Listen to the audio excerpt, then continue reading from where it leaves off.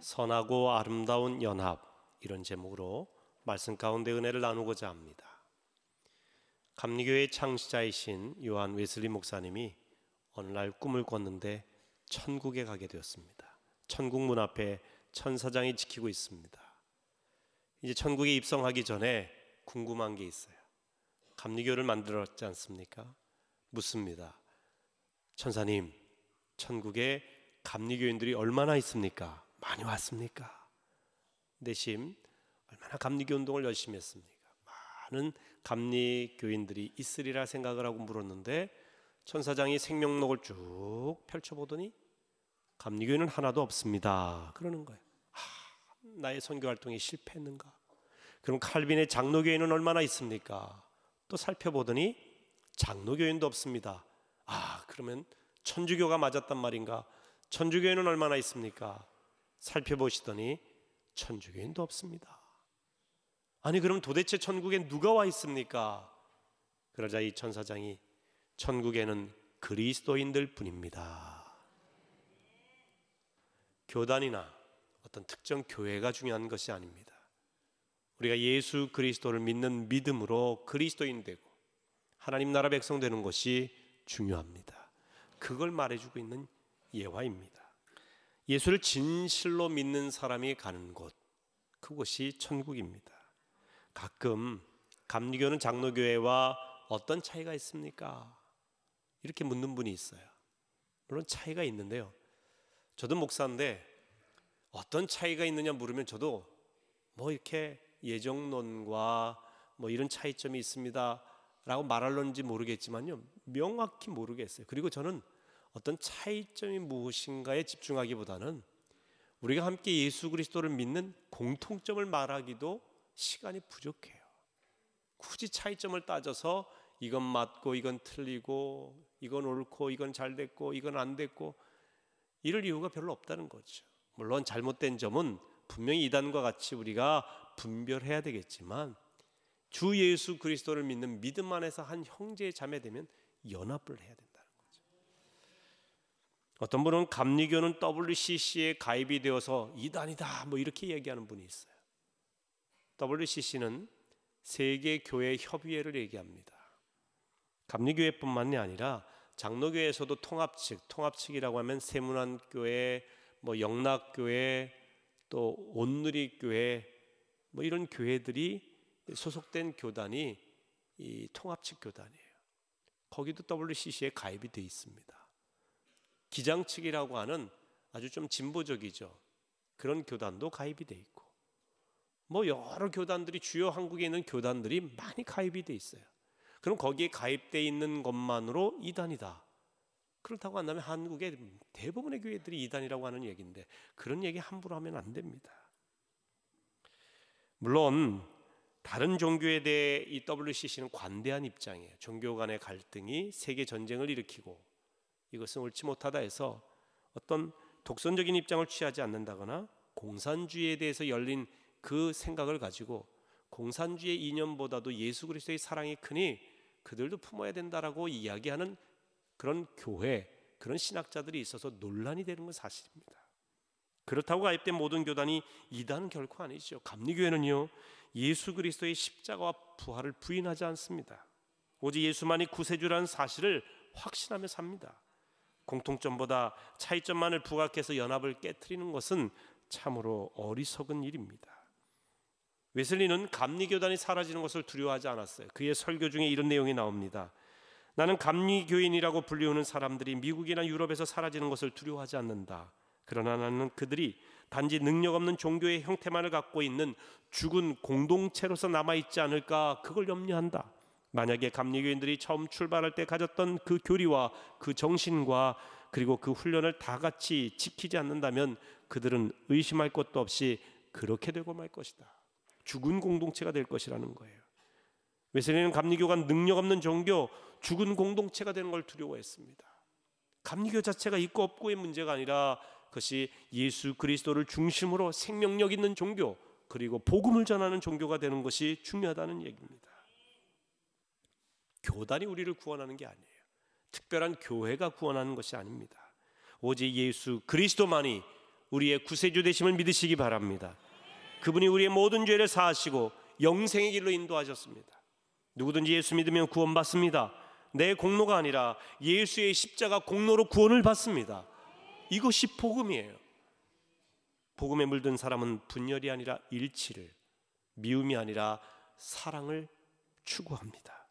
그리고 혼자 크는 거목이 아니라 함께 이루어가는 숲을 지향합니다. 합력해서 선을 이루고자 하는 것입니다. 오늘 시편 133편 말씀은 연합의 중요성을 말씀하고 있습니다. 공동체 안에서 우리가 어떻게 살아야 되는지 그 귀중한 모범을 우리에게 보여주는 말씀입니다. 이 시편 133편을 히브리어로 슈레이 하말롯, 이런 별명 제목이 붙어있는 시편입니다. 이것은 시편 133편뿐만 아니라 시편 120편에서 134편까지 슈레이 하말롯이에요. 15편의 노래는 히브리 순례자들이 명절에 예루살렘으로 올라가면서 불렀던 그들의 노래입니다. 성전에 올라가면서 부르는 노래라고 또 다른 별명이 붙어 있습니다. 이 15편의 이 시편은 하나하나 주제, 메시지가 있습니다. 이 133편의 주제는 공동체와 연합이에요. 하나됨입니다. 자, 1절 말씀을 다시 한번 같이 읽겠습니다. 보라, 형제가 연합하여 동거함이 어찌 그리 선하고 아름다운고. 하나님은 연합하고 동거하는 것을 아름답게 보셨습니다. 공동 번역으로 보면 더 실감이 나는데요, 한번 이 부분을 같이 읽겠습니다. 이다지도 좋을까, 이렇게 즐거울까, 형제들 모두 모여 한데 사는 일. 형제들이 어울려 함께 있는 모습, 연합하여 동거하는 모습을 하나님께서는 이렇게 아름다울 수가 없다고 말씀하시는 것이고, 또 우리 믿음의 눈으로 봤을 때 이다지도 아름답고 좋을 수가 있는가, 이렇게 평하게 되는 것입니다. 하나님은 형제가 연합하는 것을 선하고 아름답게 보시고, 끊임없이 성경은 연합을 강조하고 있습니다. 성경은 고독한 그리스도인을 언급한 적이 없어요. 하나님은 아담이 홀로 있는 게 좋아 보이지 않아서 하와를 만드셨습니다. 가정을 만드신 것입니다. 하나님이 좋아하신 것은 공동체예요. 자기 혼자 잘났다고 하는 것이 아닙니다. 합력해서 선을 이루는 것입니다. 예수님도 제자들과 함께 하나님 나라 사역을 하셨습니다. 예수님이 능력이 없어서 그들의 도움이 필요했기 때문에 아닙니다. 예수님은 얼마든지 능력이 있으세요. 하지만 하나님의 일을 하는 원리를 보여주신 겁니다. 하나님의 일은 이렇게 함께하는 것이다. 근데 예수님의 제자의 면면을 보면 다 특성이 다릅니다. 급한 사람, 느긋한 사람, 또 당시에 독립투사와 같은 열혈당원이 있는가 하면 세리와 같이 매국노라 칭함을 받은 정반대 성향을 가진 사람도 있어요. 의심하는 제자 도마와 같은 사람이 있는가 하면 당시에 별로 이렇게 인정받지 못한 직업인 어부 출신들이 많이 있습니다. 다양해요. 여러 가지 모습을 가지고 있단 말이죠. 그런데 예수님께서는 이들을 제자로 부르셔서 함께 사역하셨어요. 다르지만 그럼에도 불구하고 하나님의 일 더불어 함께하는 것이다 라는 것이죠. 초대교회를 보시면 마가다락방에 모여서 기도하던 120문도에게 성령이 임했습니다. 함께 기도했죠. 그리고 난 다음에 그들이 복음을 담대히 전하기 시작을 하자 많은 사람들이 교회로 오게 되었어요. 예루살렘 교회가 형성이 된 것입니다. 그들은 함께 찬양했고 함께 예배했습니다. 함께 기도했고 함께 떡을 뗐고 함께 말씀을 배웠고 함께 물건을 통용했다라고 사도행전 2장에 말씀하고 있습니다. 당시 예루살렘 교회 내에 다양한 사람들이 있었지만 그들은 예수 그리스도 복음을 중심으로 하나가 된 것입니다. 연합을 했다는 이야기입니다. 사도행전 13장에 보면 이방 땅에 세워진 안디옥 교회 이야기가 나옵니다. 예루살렘 교회 박해가 시작되자 이제 교회가 흩어지게 되었어요. 분열이 아니라 디아스포라, 흩어져서 사마리아 땅으로, 유대 전역으로, 그리고 이방 땅으로 땅끝으로 복음이 계속 퍼져가게 되는 그런 역사가 일어났습니다. 예루살렘 교회에서 약 500km 떨어진 안디옥이라는 지역에 안디옥 교회가 생겼습니다. 이 교회 바나바를 그곳으로 담임 목사로 파송을 해서 그곳에서 일하게 했죠. 또한 바나바를 중심으로 바울이 있었고, 그리고 교회 내에 리더들을 세웠어요. 오늘날로 말하면 장로님들과 같은 리더 그룹을 세웠는데, 그 리더들에 대한 이름과 면면을 사도행전 13장 1절에 이렇게 기록하고 있습니다. 같이 읽어보겠습니다. 안디옥 교회에 선자들과 교사들이 있으니 곧 바나바와 니게르를 하는 시몬과 구레네 사람 루기오와 분봉왕 헤롯의 젖동생 마나엔과 및 사울이라. 사도행전을 쓰는 이 누가는 안디옥 교회 리더들의 이름을 열거할 때 그들의 국적까지도 같이 언급했습니다. 여러분, 성경은 하나님의 감동으로 되었다고 해요. 그러니까 성경은 의도 없이, 의미 없이 쓰여진 게 한 구절도 없어요. 다 의미가 있습니다. 여기에 안디옥 교회의 리더들을 이야기할 때 다양한 사람들의 국적을 밝힌 데는 뜻과 의미가 있습니다. 먼저 사울이라고 하는 바울과 바나바는 유대인입니다. 둘 다. 헤롯의 젖동생 마나엔이라고 되어 있는데, 이 마나엔은 헤롯의 동생이에요. 가족입니다. 그러니 유대인 왕족입니다. 왕족. 이 시몬이라고 하는 사람은 아프리카 출신입니다. 니게르라고 하는 별명을 갖고 있는데, 이것은 라틴어 검다라고 하는 의미의 블랙이라는 말입니다. 니게르라고 하는 말이. 여러분, 니그로라는 말 아시죠? 그래서 흑인들을 아주 낮추어 부르는 검둥이라는 표현이 이 니그로라는 표현인데, 바로 라틴어 니게르에서 나온 말이에요. 그리고 보면 이 시몬이라는 사람은 흑인이에요. 이 사람이 구레네 사람 시몬, 바로 예수님의 십자가를 억지로 진 그 사람이 아니냐, 주석가들은 그렇게 이야기하기도 합니다. 여러분, 이 구레네라고 하는, 그 뒤에 보면 루기오라는 사람은 구레네 출신이라고 되어 있는데, 이 구레네는 아프리카의 오늘날 리비아라고 하는 나라를 가리킵니다. 그러니까 아프리카 사람이에요.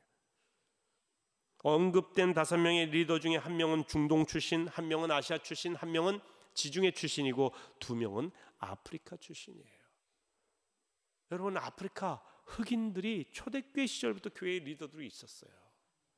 인종을 초월해서 흑인, 백인, 황인, 아시아 사람, 지중해 사람, 중동 사람, 아프리카 사람, 할 것 없이 말이죠. 모든 사람들이 함께 이 주의 교회에 모여서 복음을 전하는 일에 연합했다는 것입니다. 참 귀중한 일입니다. 교회는 지위과 남녀노소, 빈부, 귀천을 막론하고 주 안에서 연합해야 됩니다. 안디옥 교회는 믿지 않는 사람들로부터 제일 처음 그리스도인이라 칭함을 받았습니다. 예루살렘 교회가 아니에요. 제일 처음에 생겼던 예루살렘 교회가 이 사람들은 정말 그리스도를 따르는 사람이구나, 크리스찬이구나, 이 칭함을 받은 게 아니라, 그 이후에 생겨난 안디옥 교회가 그리스도인이라고 하는 최초의 칭함을 받았는데, 그 이유가 뭘까요? 다양한 사람들이 연합한 그 모습, 그 아름다운 모습, 형제가 연합하여 동거하는 아름다운 모습을 보고 그리스도인이라 칭함을 한 것이죠. 저는 그래서 우리 교회도 이 시대의 동방의 안디옥이 되자. 동방의 안디옥 교회는 서로 하나 된 교회였어요. 다양한 사람들이 서로 모여서 함께 주의 복음을 전했습니다. 그리고 심지어 사울이라고 하는 청년, 나중에 회심해서 바울이 된 이 사람, 어떻게 보면은 교회의 원수와 같은 사람도 품는 교회였습니다. 또한 나중에는 바나바와 바울에게 안수를 주어서 세계 선교를 하도록 세계 선교하는 데 앞장선 교회였습니다. 분열되지 않고 하나된 교회, 품는 교회, 이웃을 사랑하고 돕는 교회, 사람들에게 칭찬받는 교회, 선교사를 파송하는 교회, 그 교회가 안디옥 교회예요.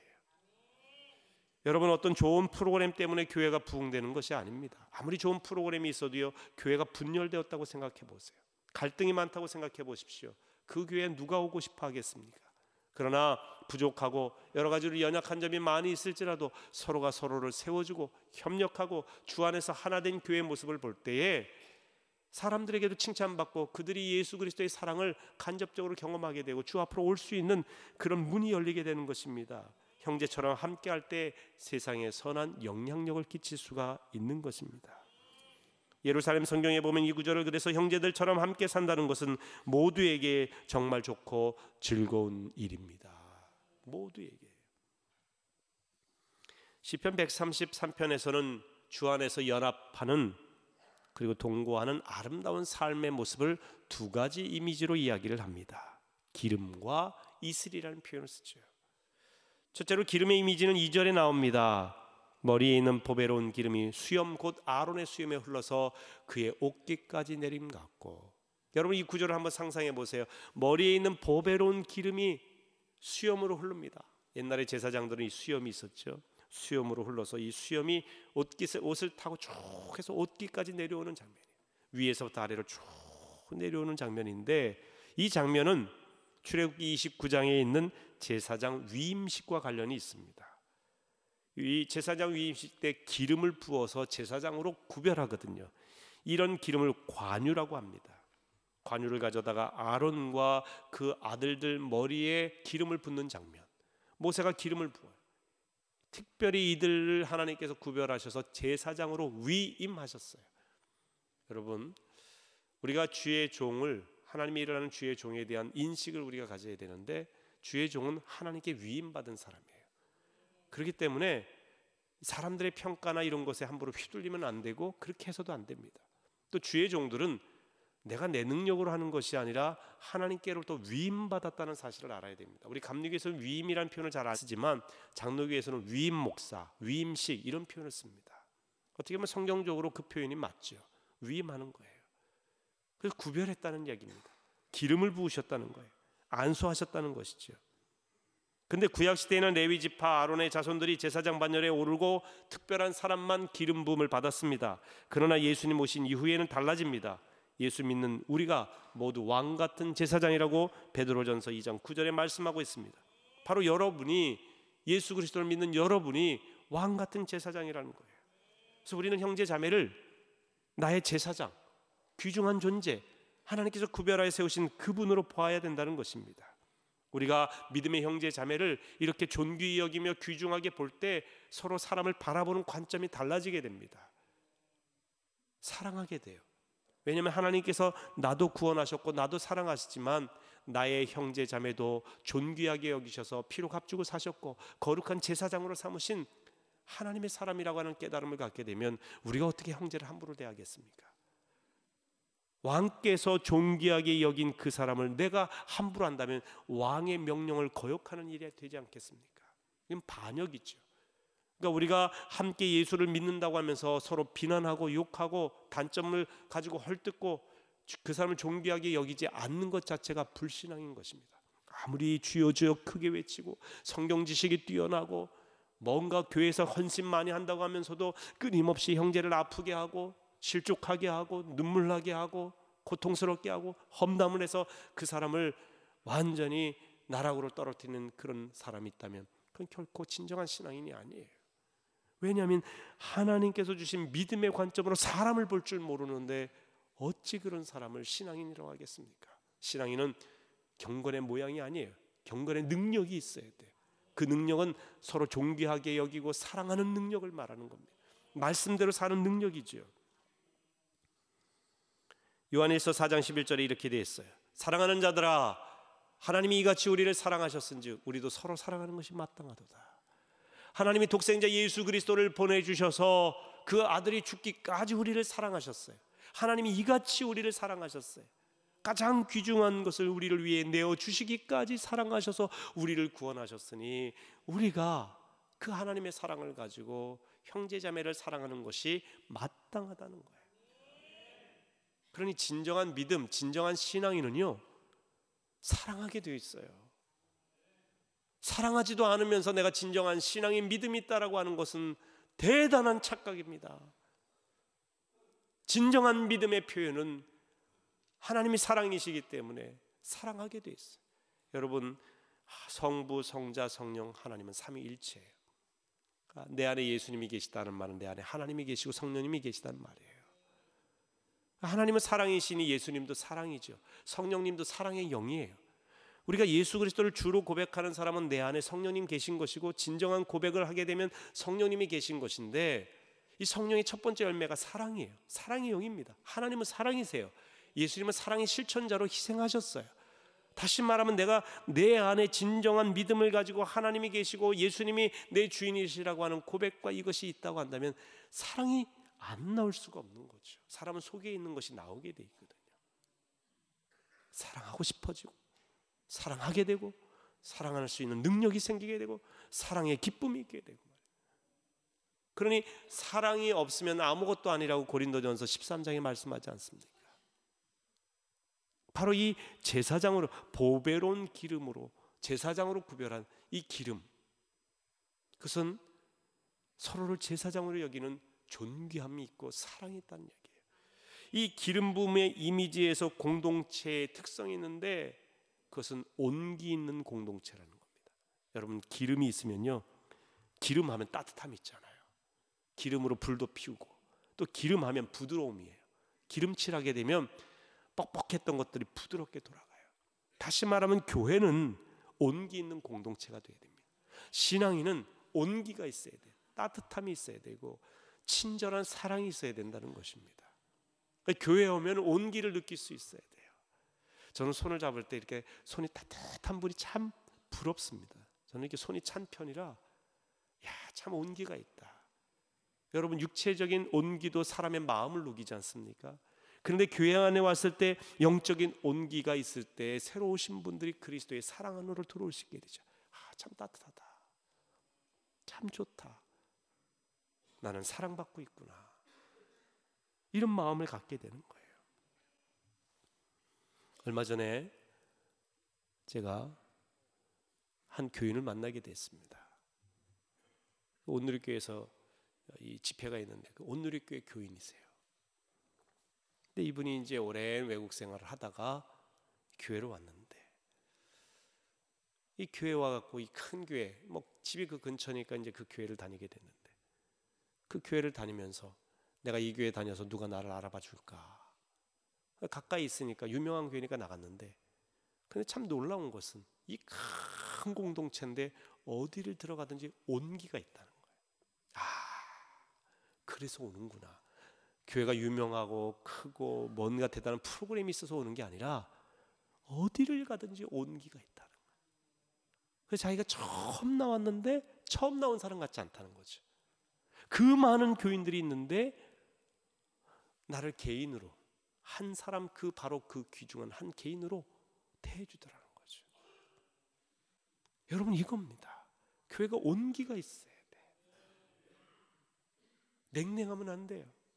얼음은요 서로 착 달라붙어서 서로 분리되지 않습니까? 따뜻해서 녹아야 하나가 되는 거예요. 내가 이게 오래돼서 내가 직분이 뭔데, 그래서 너무 이렇게 배타적인 공동체가 되면 예수 그리스도의 사랑을 전하기 어려워요. 아니, 불가능합니다. 예수님 그런 분이 아니지 않습니까? 온기 있는 분이. 여러분, 온기 있는 하나님의 사람, 따뜻한 사람, 사랑의 공동체를 이루는 귀중한 하나님의 사람이 되시길 축원합니다. 기름 이미지, 기름, 이것이 기름의 이미지고, 또 하나는 이슬의 이미지인데요, 3절 앞부분에 이렇게 되어 있죠. 헐몬의 이슬이 시온의 산들에 내림 같도다 그랬습니다.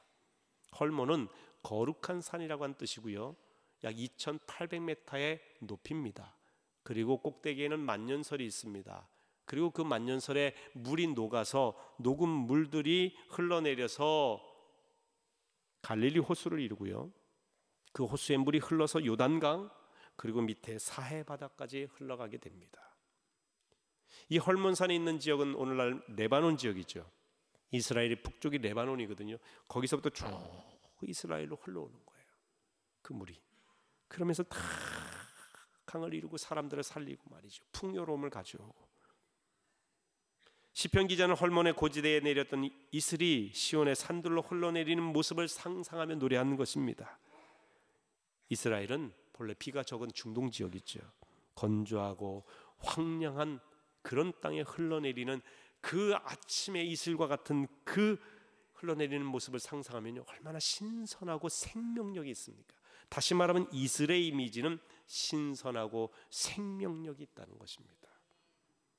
그 이슬로 인하여 식물이 살 수 있고 인간에게 물이 공급되는 것입니다. 아침의 신선함과 비옥함, 생명력, 이것이 이슬이에요. 그러니까 이슬의 이미지는 신선한 공동체를 말해요. 연합의 신선함, 신선하다는 것은 기대감이 있고요, 뭔가 잘 될 것이라는 소망이 생기게 되죠.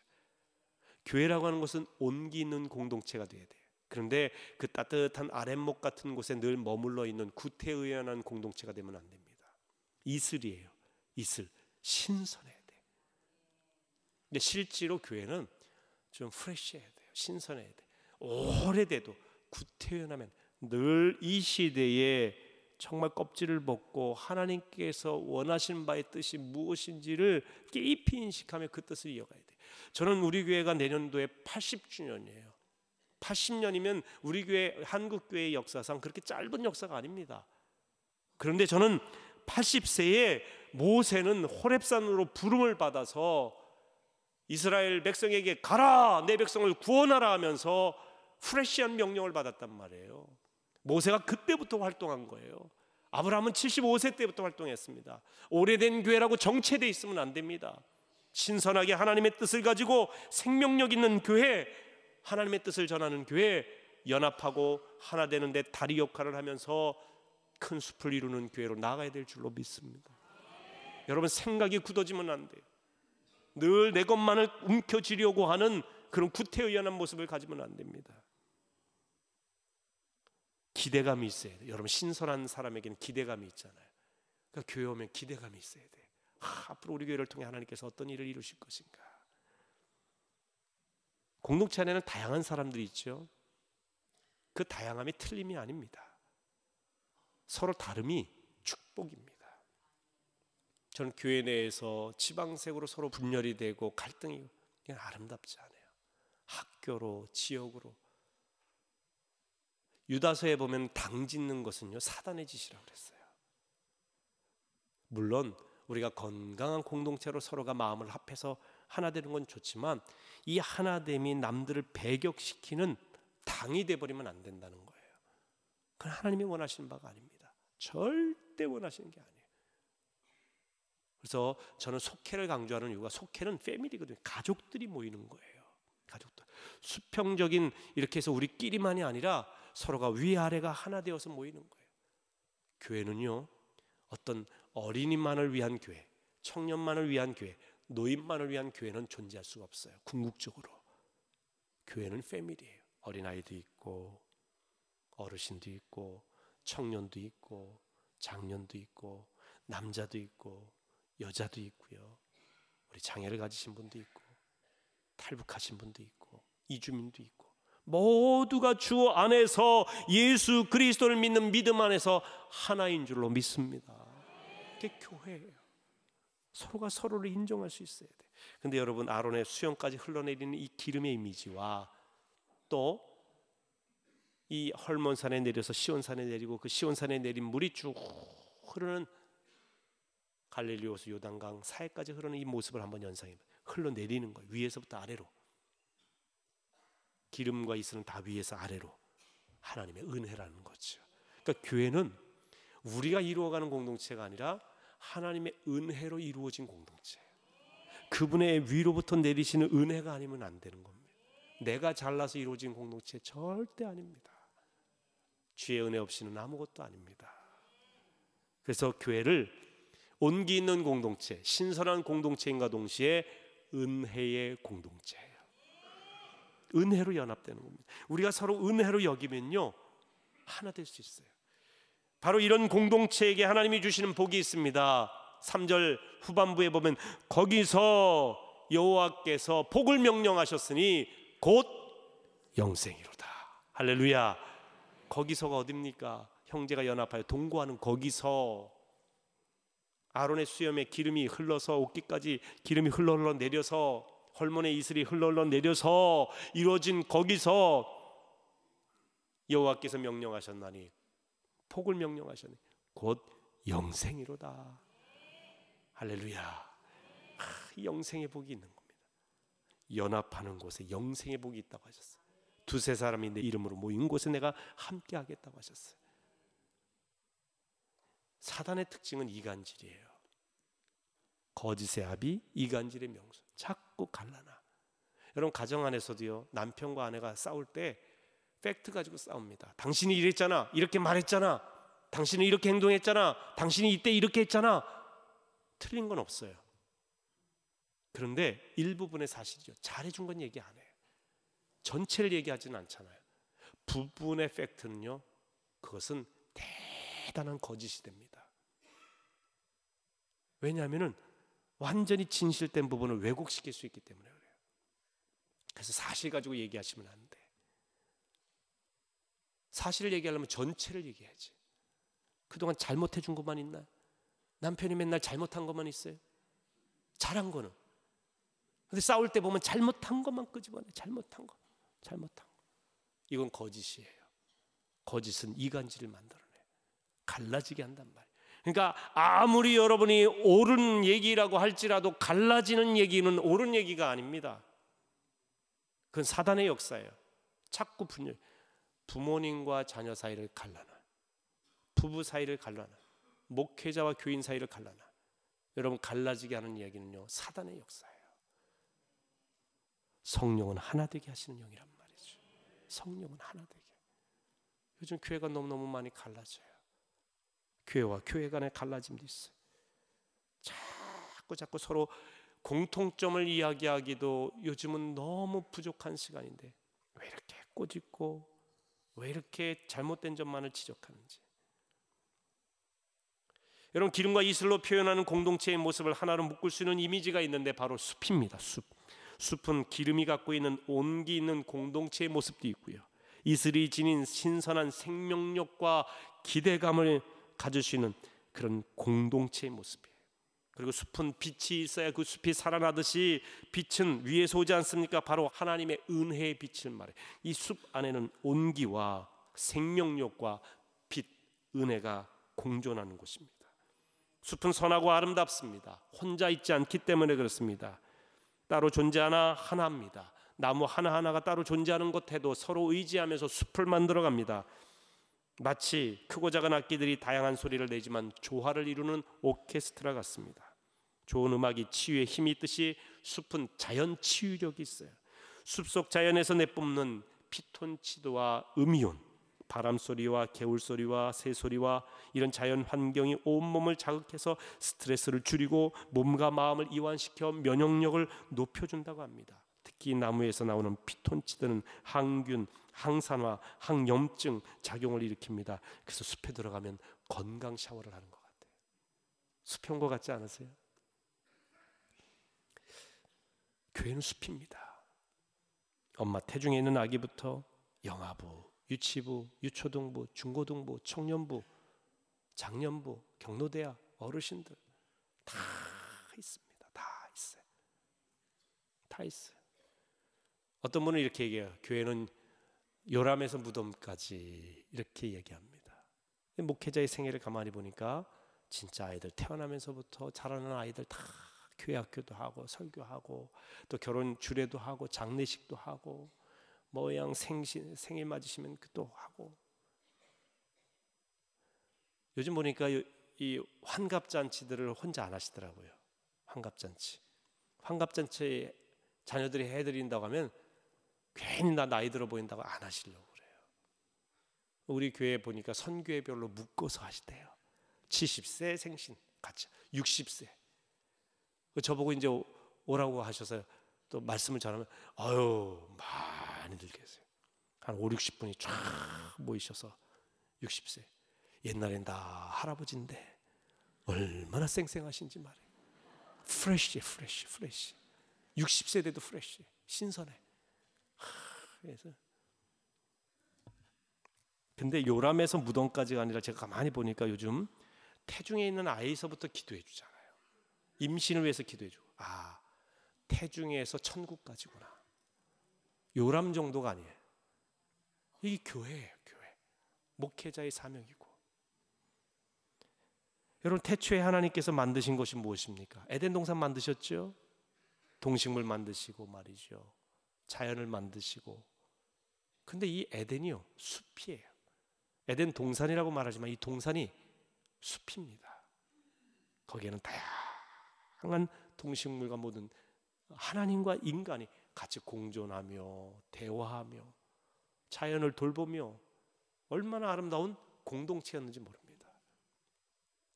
그래서 저는 태초에 하나님이 만드신 것은 숲이다. 숲. 그래서 제가 더불어 큰 숲을 이루는 안양교회 됩시다 하는 것은 단순한 구호가 아니라 숲이 최초의 공동체의 모습이에요. 교회의 모습이 되어야 돼요. 생명력이 있고 또 온기가 있고 살아나고 하나님의 은혜가 있는 겁니다. 공동체 안에 있는 형제자매들과 더불어 큰 숲을 이루는 교회의 모습은 선하고 아름답습니다. 지역을 섬기고 지역에 있는 소외된 이들을 끌어안는 교회는 선하고 아름답습니다. 민족의 아픔을 안고 기도하는 교회는 선하고 아름답습니다. 그리고 온 세계가 주 안에서 하나라는 인식 속에서 세계 열방에 주의 사랑을 전하는 교회 선하고 아름답습니다. 교회는 주의 복음과 사랑을 전하기 위해 연합해야 됩니다. 공동체 안에서 하나가 되어야 됩니다. 저는 우리 안양교회가 더불어 큰 숲을 이뤄가는 아름다운 교회가 되기를 소망합니다.